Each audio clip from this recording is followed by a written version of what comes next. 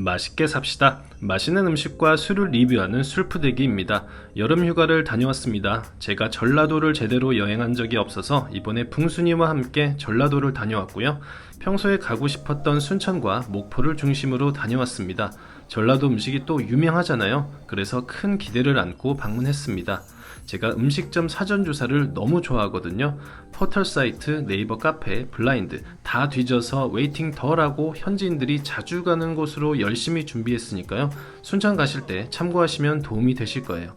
전라도 하면 낙지가 빠질 수 없죠. 낙지 탕탕이 비빔밥을 순천 첫 끼로 정했고요. 그래서 방문한 곳은 바로 순광식당입니다. 메뉴는 다음과 같고요. 각 메뉴들은 2인분부터 시킬 수 있습니다. 재료는 전부 다 국내산을 사용하시고요. 저희는 낙지 탕탕이 비빔밥을 주문했습니다. 정갈한 기본 반찬들이 차례대로 나왔고요. 전라도 반찬이라는 상징성 때문에 기대가 컸습니다. 드디어 오늘의 주인공 낙지 탕탕이 등장했습니다. 보기만 해도 정말 신선해 보이죠? 또 시원한 바지락국도 함께 나와서 너무 잘 어울릴 것 같습니다. 전라도에서의 첫 끼도 역시 웰컴 드링크 시원하게 시작해봅니다. 깨와 파로 잘 버무려진 신선한 낙지 탕탕이를 참기름과 밥에 잘 비벼줍니다. 쉐기 토화젓도 잘 어울렸고요. 전라도 김치는 맛이 정말 깊고 알싸해서 부드럽고 신선한 낙지와 궁합이 좋았습니다. 거기다가 김가루까지 함께 올려주면 감칠맛이 기분 좋게 올라옵니다. 바지락국이 입안을 진정시켜주면서 입맛을 다시금 돋우고요. 이 토화젓은 찹쌀을 섞지 않은 순도 100% 토화젓이라서 입안에 퍼지는 풍미가 너무 좋았습니다. 다양한 조합으로 질릴 틈 없이 너무 맛있게 즐겼습니다. 가격이 그렇게 착한 편은 아니지만 둘 다 너무 만족했던 순천에서의 첫 끼였습니다. 이 전라도 김치의 첫인상 아주 날카로웠어요. 그리고 순천만 국가정원을 갔는데 영상이나 사진은 참 이쁘거든요. 근데 너무 더워서 여름에는 추천드리지 않겠습니다. 하지만 정말 다양한 테마의 정원과 산책로가 너무 잘 정비되어 있어서 가을에 다시 오고 싶긴 하더라고요. 하늘이 진짜 이쁘다. 그리고 순천은 닭구이가 또 유명하다 해서 꼬고뱅 토종닭 숯불구이를 방문했습니다.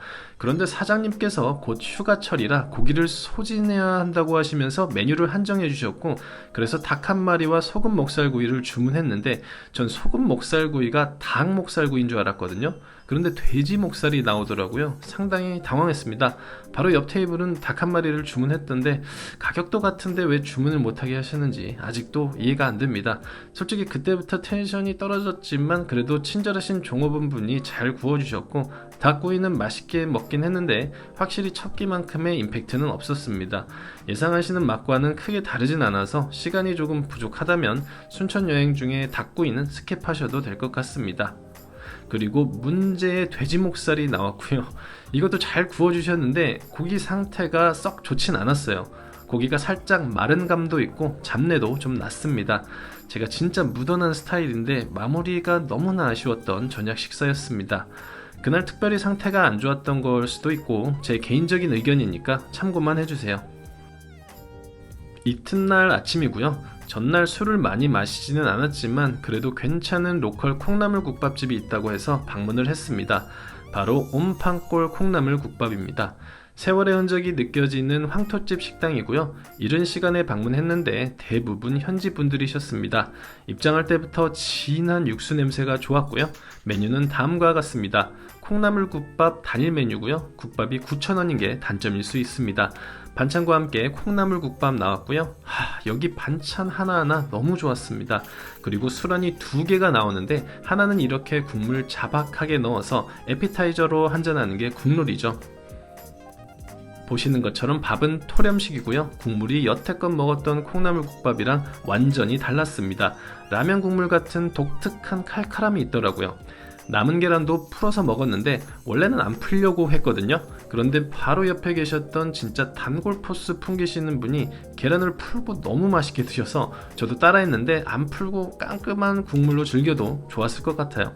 그리고 여기 김치가 정말 대박입니다. 젓갈이 팍팍 들어간 서울에서 느낄 수 없는 추억의 김치 맛이었어요. 너무 맛있었습니다. 마지막으로 국물 잘 먹은 몽글몽글한 반숙 계란에 김가루와 오징어 젓갈 올려서 마무리했습니다. 이어서 순천만 습지를 이른 시간에 방문했는데 역시 더웠습니다. 그래서 유람선을 탔고요. 에어컨 바람 맞으면서 순천만의 역사도 듣고 경치도 감상할 수 있어서 좋았습니다. 순천만 습지 넓이가 850만 평이고 자연보호를 위해 전봇대가 하나도 없으며 철새 개체수가 50만 마리나 되는 점이 기억에 남았습니다. 근데 전날 순천만 정원도 그랬지만 자연경관이 좋고 이쁜데 봄이나 가을에 오는 게 더 좋겠더라고요. 이뻐도 여름엔 아니에요. 자, 순천에 왔으니 꼬막 먹어야죠. 꼬막 한정식 맛집 남녘들 밥상을 방문했습니다. 엄청난 평점답게 웨이팅이 굉장했고요. 1시간 정도 차에서 기다린 후에야 입장할 수 있었습니다. 메뉴는 다음과 같고요. 저희는 남녘들 꼬막 정식 2인분을 주문했습니다. 기본 반찬이 미리 세팅되어 있었는데 하나하나 설명드릴 필요 없이 반찬들이 아주 정갈하고 퀄리티가 너무 훌륭했습니다. 먹다가 조금 부족하지 않을까 걱정하면서 주문했는데 꼬막이 들어간 반찬만 6가지나 될 정도로 꼬막이 아주 넉넉하게 나옵니다. 감태의 찰밥과 가오리 무침으로 시작했습니다. 김과 깨소금, 꼬막살이 들어간 그릇에다가 솥밥을 이렇게 옮겨 담고 꼬막 무침, 꼬막장을 넣어서 야무지게 비벼줍니다. 쉐기. 그 다음부터는 다양한 조합으로 여러가지 반찬을 즐기시면 됩니다. 반찬 가짓수가 굉장히 많은데 꼬막도 그렇고 반찬을 넉넉하게 주시는 게 너무 마음에 들었습니다. 보통 이렇게 지역에서 유명하고 큰 식당들은 주반찬이 살짝 부족한 감이 있잖아요. 그런데 여기서는 둘이 감탄을 하면서 정말 맛있게 먹었습니다. 불고기 추가 메뉴가 있는데 굳이 시키지 않으셔도 충분히 즐길 수 있고 꼬막 탕수육까지 나올 정도로 정말 꼬막을 원없이 즐길 수 있는 곳입니다. 이 정도 퀄리티와 양이면 가격이 정말 괜찮다고 생각하고요. 순천 여행하실 때 시간이 없으면 남녘들 밥상에서 상당 부분 해결하셔도 충분합니다. 정말 훌륭한 곳입니다. 잘 먹었으니 소화시키러 가야죠. 날씨가 더워서 서늘한 곳을 찾다가 서남사라는 절에서 전통 야생차 체험을 할 수 있더라고요. 일단 가는 길이 너무 좋았습니다. 아무래도 나무가 우거져 있어 정말 서늘했고 시원한 계곡도 있어서 가족 단위로 많이 찾으시더라고요. 그렇게 여유롭게 걷다 보니 고즈넉한 한옥이 모여있는 체험관에 도착하였습니다. 전통차 체험은 1인당 3,000원이고요. 숙박도 저렴하게 이용 가능합니다. 다식 체험은 녹차로 진행되는데요. 선생님께서 차와 닭이를 준비해 주시면서 차분하게 설명을 더해 주십니다. 녹차는 항상 떨다고만 생각했는데 너무 맛있어서 놀랐고요. 선생님 말씀도 인상적이었고 조용한 산속에서 차를 즐기는 그 여유가 참 좋았습니다. 일단 뜨거운 차를 마셔도 시원한 곳에서 마시니 좋더라고요. 그렇게 소화를 시켜주고 순천에서의 마지막 저녁 식사를 하러 왔고요. 많은 고심 끝에 현지인 로컬 노포 대형 포차를 방문했습니다. 실제로 저희를 제외하고는 전부 다 현지인 분들이셨고요. 홍어 삼합을 먹기 위해 방문했는데 압력밥솥으로 익혀낸 수육이 그렇게 기가 막히다고 해서 홍어 삼총사를 미리 예약하고 방문했습니다. 다시금 저를 설레게 하는 반찬의 향연과 마지막 저녁을 장식하기 위한 막걸리. 보니까 이 토종 흑마늘 막걸리를 많이 드시더라고요. 그래서 시켜봤는데 개인적으로는 너무 달았습니다. 아, 저 수육 썰리는 거 보십시오. 보기만 해도 그 부드러움이 느껴지시죠? 기다리던 홍어 삼총사가 나왔습니다. 일단 비주얼부터 흥분되지 않나요? 가격이 좀 있어 보일 수 있지만 양이 어마어마합니다. 성인 4명이 먹어도 충분할 정도예요. 코를 찌르는 홍어 특유의 향과 촉촉한 수육이 부드럽게 입안을 채우고 느끼함을 잡아주는 묵은지와의 조화가 진짜 미쳤습니다. 또 여기 홍어가 그렇게 강하지 않아서 그냥 순정으로도 먹을만 한데 수육 퀄리티가 역대급입니다. Look at this 야도 야도. 무조건 같이 드세요. 잡내가 하나도 없고 비계도 정말 담백할 정도고요.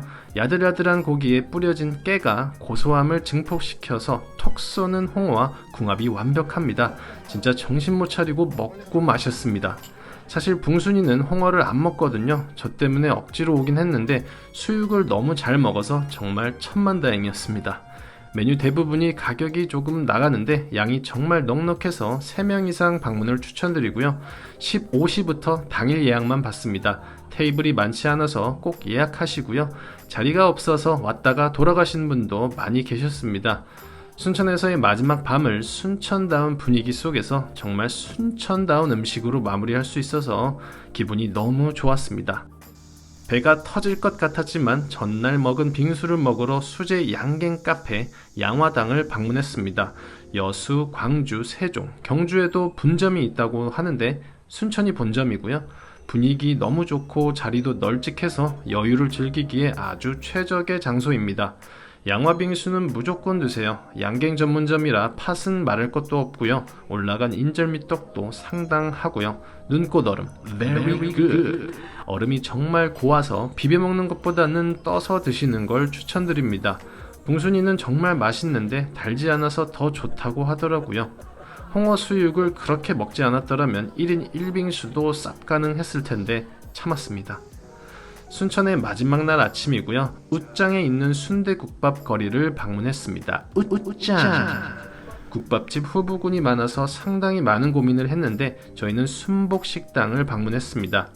수육이 기본으로 나오기 때문에 저희는 순대국밥 2그릇을 주문했고요. 어제 마셨던 토종 흑마늘이 아쉬워서 오늘은 순천 농협쌀로 만든다는 나누리를 마셔봤습니다. 개인적으로 이게 훨씬 낫더군요. 웰컴 드링크 이자 순천에서의 마지막 바이바이 드링크 시원하게 한잔합니다.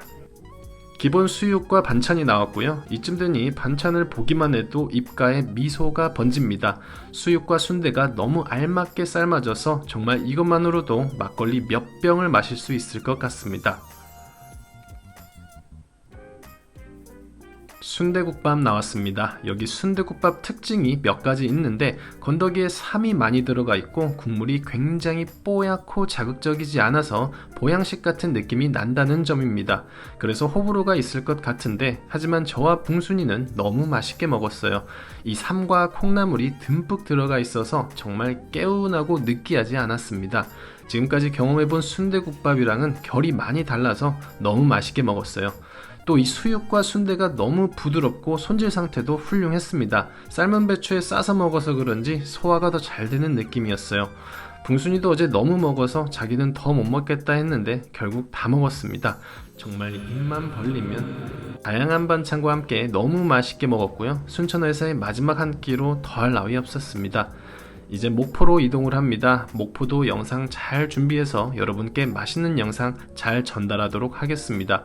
맛있게 보셨다면 구독까지는 아니더라도 좋아요 눌러주시면 너무 감사하겠습니다. 여기까지 하겠습니다. 굿나잇. 숙소 예약을 잘못한 것 같아.